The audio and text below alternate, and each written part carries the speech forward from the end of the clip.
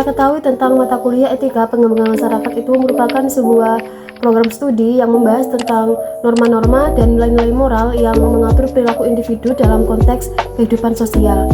Mata kuliah ini juga mempelajari tentang prinsip dan moral atau pertimbangan dan tanggung jawab terhadap pengembangan masyarakat. Standar perilaku seorang pekerja sosial itu dapat bervariasi, tergantung pada negara, lembaga, atau kode etiknya yang mengatur profesi tersebut. Namun secara umum ada beberapa standar perilaku yang diharapkan dari seorang pekerja sosial. Yang pertama itu tentang etika. Jadi seorang pekerja sosial itu harus menerapkan dan menjunjung tinggi terhadap prinsip-prinsip etika dalam praktik mereka. Mereka harus memperlakukan klien dengan hormat. Dan yang kedua itu ada empati. Jadi seorang pekerja sosial itu harus memiliki kemampuan yang tinggi, empati yang tinggi untuk dapat memahami dan merasakan. Yang ketiga harus pemberdayaan.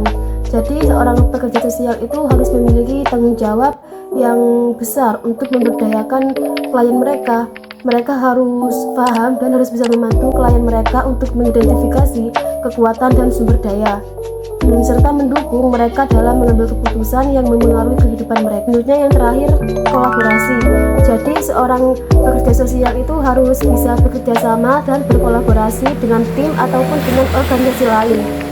Oleh karena itu mereka diharapkan untuk dapat bekerja sama dengan baik dan dengan rekan kerja mereka demi membangun hubungan yang saling menguntungkan.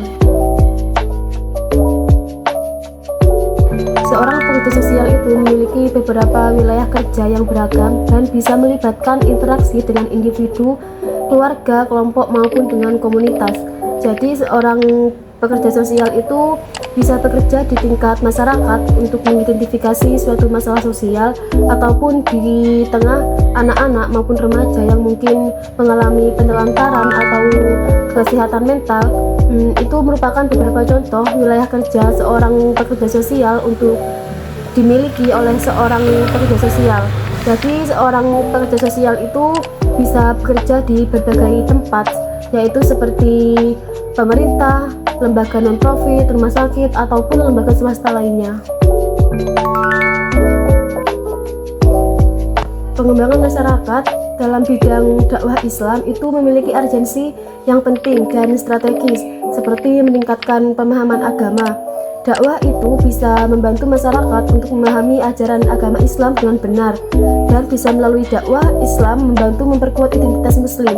Ini merupakan kunci paling penting untuk menjaga kesatuan dan kebersamaan umat Islam di tengah tantangan sosial, politik maupun budaya. Dengan membentuk masyarakat yang bermoral, dakwah Islam itu bisa membantu masyarakat yang memiliki nilai moral yang kuat. Islam menekankan pentingnya integritas dan keadilan untuk kejujuran maupun tolong-menolong dan perhatian terhadap sesama manusia atau sesama antar umatnya.